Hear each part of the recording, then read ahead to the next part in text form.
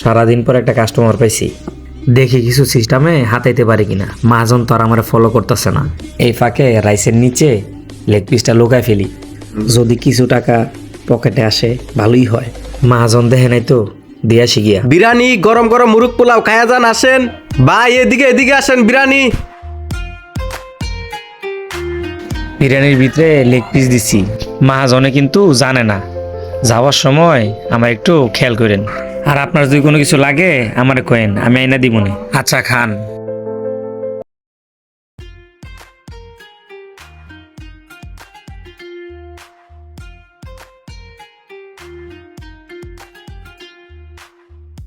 ওই একটা মুরগ পোলাও দাও। রিয়াজ, ওই যে 2 নম্বর টেবিলে একটা মুরগ পোলাও দিয়ে আসো। আচ্ছা মহাজন দিতাছি। কি ব্যাপার? কাস্টমারটা এমন ভাবে চুরের মতো খাবার খাইতেছে কেন? দূর, কাস্টমার যেভাবে মন চায় সেভাবেই খাক, তাতে আমার কি? ভাই আসেন আসেন, গরম গরম বিরিয়ানি। কি রে, লোকটা এমন ভাবে খাবার খাইতেছে, মনে হইতেছে চুরি করে খাবার খাইতেছে। যাক, ভাই মনে খাইতেছে। আচ্ছা ভাই, ঠিক আছে।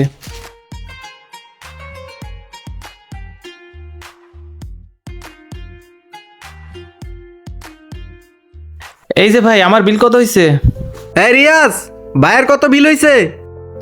উনি ডিম পোলাও খাইছে, 60 টাকা হয়েছে। ভাই আপনার 60 টাকা বিল হইছে। নেন ভাই টাকা। তবে কিন্তু ভাই খাবারটা অনেক মজার ছিল। আচ্ছা ঠিক আছে ভাই, আবার আইসেন। আচ্ছা ঠিক আছে।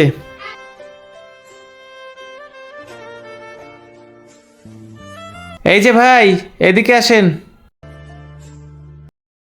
ভাই, তোমার সার্ভিসটা কিন্তু অনেক ভালো ছিল। এই যে নাও তোমার বকশিস। আচ্ছা ভাই, মাঝে মধ্যে আইসেন। আরে রিয়াজ কাস্টমারের সাথে কি কথা বলে? তাই তো কই, কাস্টমারের বিল 60 টাকা হয় আর রিয়াজ রে 100 টাকা টিপস দেয়। বুঝতে পারছি এই ব্যাপার। আচ্ছা ভাই।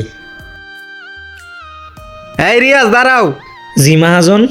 কি ব্যাপার রিয়াজ, কাস্টমারের বিল হইলো 60 টাকা, তোমার এসে 100 টাকা টিপস দিল, বিষয়টা তো বুঝলাম না। এই চুপ করে থাকো না, বলো। আসলে হয়েছে কি মাহাজন, আমি আগে যে হোটেলে চাকরি করতাম ওই হোটেলে প্রত্যেক দিন আসতো খাইতে, আর খাওয়া শেষে প্রত্যেক দিন আমাকে 50 টাকা করে টিপস দিত। দেখ রিয়াজ, তুই আমাকে শিখাবি না। তোর মতো কর্মচারী 30-40 টাকা আরো মানুষ বানায় তুই হয়েছি। তোকে যে লোকটা টিপস দিয়ে গেছে না, এই লোকটা জানিস তুই আমার কি হয়? না মাহাজন, জানি না তো। তুই জানবি কিভাবে? তাহলে শুন। সোহাগ শুন বন্ধু, তোকে যে কারণে আমি ডাকছি। আচ্ছা ঠিক আছে, বল। বন্ধু, আমি আমার বিরিয়ানি হাউসে 2 মাস ধরে নতুন একটা কর্মচারী রাখছি। এই কর্মচারী রাখার পর থেকে আমার 1 টাকা লাভ হওয়া তো দূরের কথা, উল্টা আরো 40,000 টাকা ঋণ হয়েছে। এখন আমি কি করব কিছুই বুঝতে পারতেছি না। বন্ধু তুই একটা আমাকে আইডিয়া দে তো। আচ্ছা বন্ধু, তুই কোনো চিন্তা করিস না, বিষয়টা আমি দেখতেছি। তুই তাহলে এখন যা। আচ্ছা বন্ধু ঠিক আছে, তাহলে তুই যা। এখন বুঝতে পারছস ও আমার কে? মাহাজন, আমার ভুল হয়ে গেছে, আমার এইবারের মতো মাফ করে দেন। রিয়াজ, আমি তোকে আমার নিজের ভাইয়ের মতো মনে করতাম, আর তুই কিনা আমার সাথে বিশ্বাসঘাতকতা করলি। তোর আর এই দোকানে কোনো জায়গা নাই, তুই এখনই বেরিয়ে যা। মাহাজন, এই ধরনের কাজ আমি কখনো করব না, বিশ্বাস করেন। আমার আরেকটাবার সুযোগ দেন। তোকে দ্বিতীয়বারের মতো সুযোগ দিয়ে আমি আমার বিরিয়ানি হাউসের ক্ষতি করতে চাই না। তুই এখনই বেরিয়ে যা আমার চোখের সামনে থেকে।